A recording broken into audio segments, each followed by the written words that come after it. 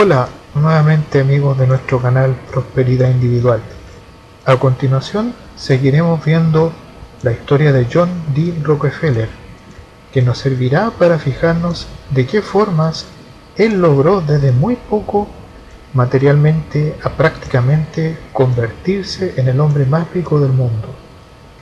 Al ir al análisis, fíjese detenidamente en sus principales características que más tarde en videos posteriores compararemos con los otros personajes y sus patrones mentales muy similares para llegar a la prosperidad que ellos pudieron lograr. Es el año 1862 cuando John D. Rockefeller, con los ahorros y ganancias de su firma cafetera, pasó a ser socio de la Clark & Andrews, que comenzó instalando sus refinerías y en cuestión de muy poco tiempo empezó a adquirir otras en Cleveland, actividad que continuó hasta apoderarse de forma definitiva de la ciudad. Al estallar la guerra civil en 1861 y la necesidad de transporte y refinerías del petróleo, se dio cuenta de que podía ganar más con el transporte y la refinación, aprovechando que se estaba uniendo Cleveland con Nueva York mediante la Compañía Ferroviaria del Atlántico y el Oeste. A través de la región del petróleo, supo que había llegado el momento de dar un enorme salto en su situación financiera. A los 23 años de edad, se decidió en invertir $4.000 como socio comanditario en la firma. Viendo el inmenso negocio que estaba floreciendo, decide expandirse, pero su socio se niega por una deuda pendiente de $100.000 que había como pasivo en la empresa. John decide, junto a su socio, subastar la firma al mejor pagador. Clark, con la intención de quedarse con la empresa, ofrece $72.000, pero imperturbablemente Rockefeller ofreció finalmente $72.500, con lo cual finalmente se quedó con esta empresa. Desde ese momento se llamaría Rockefeller & Andrews, con ganancias en el primer año en adelante de $1 millón, duplicándose al año siguiente, con lo que se convirtió en la mayor refinería en Cleveland. Con esto adquirió un prestigio muy grande, con lo que cualquier empresa competidora que quisiera realizar negocios con su empresa, bastaba con solo mostrar su cartera de inversiones y bienes raíces. Además, había miedo por parte de aquellas empresas, pues temían que los quebrara y dejara en bancarrota si no sabían negociar bien con él. En 1870 empieza a preparar el camino para expandir su negocio. Realiza negociaciones con el área ferroviaria para poder tener tarifas preferenciales de transporte del crudo. De esta manera, y gracias a estas maniobras económicas, llega a crear la empresa Standard Oil con $1 millón de capital. Esta empresa absorbió a su anteriormente empresa Rockefeller & Andrews. Así empezó a desarrollar sistemas de extracción y transporte del crudo, controlando todos los aspectos de la producción petrolera. En 1870, Standard Oil era una de las mayores refinerías del centro de los Estados Unidos, y ya en 1872, junto con dos de los más importantes refinadores de Pittsburgh y Filadelfia, pudieron manejar a su antojo las tarifas con los ferrocarriles.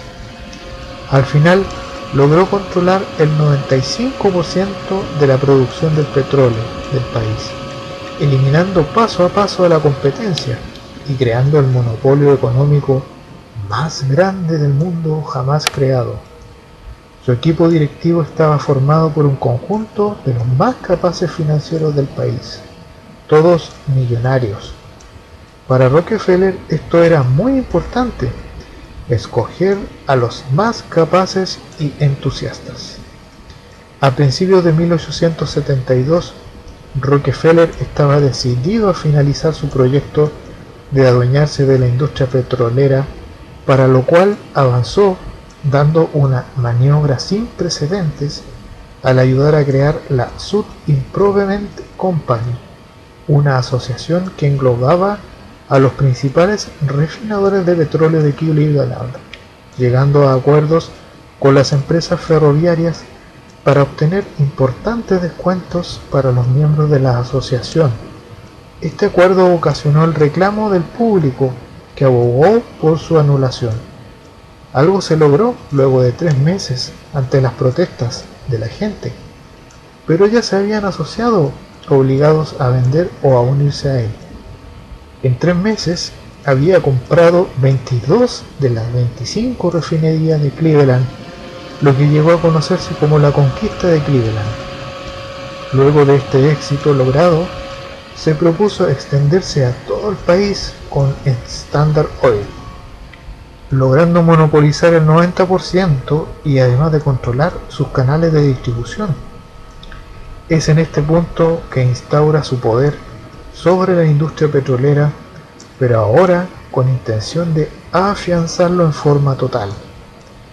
Con ese fin crea la Standard Oil Trust, especie de holding empresarial o grupo de personas que concentraría inversiones en el mundo petrolero en varios países del mundo. La idea se materializó en 1882, abarcando toda la industria petrolera estadounidense y del mundo. Este fue el epítome de la extraordinaria carrera empresarial de Rockefeller, por lo que el gobierno de Estados Unidos, al tener su atención en desarrollar a todo el sector privado del país, no podía permitir que hubiera un monopolio, sino un desarrollo equilibrado y justo de las inversiones y las compañías, buscando establecer la libre competencia. Así el gobierno se preparó para enfrentar al hombre más poderoso de Norteamérica y llevarlo ante los tribunales. Al gobierno le resultó difícil tal tarea. Fueron necesarios años enteros de litigios, pues Rockefeller dispuso de su ejército de abogados para defender sus intereses. Al final, se planteó el caso ante el Tribunal de Ohio, que decretó a la Standard Oil Trust como un monopolio ilegal y ordenó su disolución. La decisión fue apelada por Rockefeller, pero perdió. Aún así, el monopolio no se logró disolver hasta 1899, dado que si bien accedió a desactivar la Standard Oil Trust, el imperio petrolífero de Rockefeller ya estaba más que afianzado, y ese año él estableció la Standard Oil Company en Nueva Jersey, siendo su presidente hasta su jubilación en 1911. Ese mismo año, la empresa se dividió en 37 diferentes corporaciones, por orden del Tribunal Superior de Justicia de Estados Unidos, que consideró que la compañía era demasiado grande y poderosa en la industria como para continuar unida. Aún así, Rockefeller continuó manteniendo el 30% de las acciones de todas esas compañías, y su familia continuó manteniendo la mayoría del resto de las acciones, por lo que su fortuna no se vio afectada. Cabe señalarse que del listado de empresas que surgieron como descendientes de la Standard Oil Company, hoy en día en todo el mundo está ExxonMobil, que es la multinacional petrolera más grande del mundo, Chevron, otra gran multinacional petrolera, ConocoPhillips, Amoco, absorbida por British Petroleum en el año 2000, y Standard Oil of Ohio, previamente conocida como Sogio. Con todo esto, se puede afirmar que la actual estructuración de las principales compañías del sector petrolífero es en su gran mayoría heredera del inmenso monopolio de Rockefeller, testimonio del gran poder que ejerció y de la extensa influencia que poseyó y marcó a esta industria. como hemos podido ver, como primer ejemplo, no importó la dificultad económica del origen de este hombre, pues como recordamos, pasó por problemas muy serios al principio de su vida, pero eso no impidió que su gran inteligencia para los negocios fuera lo que lo hizo prosperar, aunque sin escrúpulos. Rockefeller, tras la separación en 30 diferentes empresas y su retiro como presidente de su vasto imperio en 1911, se centró en actividades de carácter filantrópico o actividades humanitarias, al desear crear la construcción del Rockefeller Center, también conocido como Rockefeller Plaza, que es un complejo actualmente de 19 edificios comerciales. El propósito de Rockefeller de crear este complejo de edificios era impulsar el desarrollo de nuevas actividades económicas. Además, sus aportaciones filantrópicas fueron de millones de dólares de estas. El 80% fue a parar a 4 organizaciones caritativas creadas por Rockefeller: la Fundación Rockefeller, la General Education Board, el Instituto Rockefeller para la Investigación Médica, hoy es llamada Universidad Rockefeller, y la Laura Spelman Rockefeller Memorial, creada en 1918 y absorbida por la Fundación Rockefeller en 1929.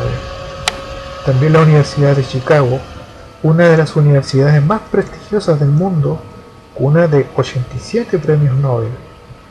Bueno, toda esta historia de este hombre de negocios nos hace meditar en un perfil de pensamiento empresarial que iremos comparando con los siguientes casos, que en los próximos videos, llegando a conclusiones que sin duda nos revelarán la columna vertebral de cómo han alcanzado la prosperidad a pesar de muchas veces tener todo en su contra.